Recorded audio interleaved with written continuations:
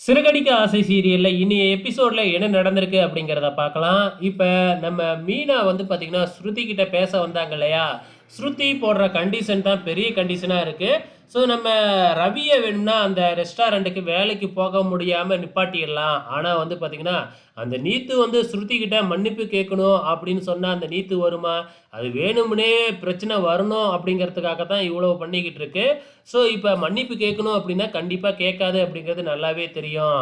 இப்ப வீட்ல வந்து பார்த்தீங்கன்னா, ரவி என்ன செய்றதுன்னு தெரியாம, முத்துக்கிட்டயும், மனோஜ்கிட்டயும் ஐடியா கேட்கிறாப்ல. இப்ப முத்து நீ வந்து நீத்துக்கிட்ட ஃபோன் பண்ணி இதெல்லாம் தப்புன்னு பேசி, ஒழுங்கா ஸ்ருதி கிட்ட வந்து மன்னிப்பு கேட்க சொல்லு அப்படின்னு நீத்துவுக்கு ஃபோன் பண்ணா, நீத்து என்ன பதில் சொல்லும் அப்படிங்கிறது நமக்கே தெரியும். அதே தான் சொல்லிக்கிட்டே இருக்கு. மன்னிப்புலாம் கேட்க முடியாது. நீ வேலைக்கு வரலனாலும் பரவாயில்ல அப்படின்னு சொல்லிடுது.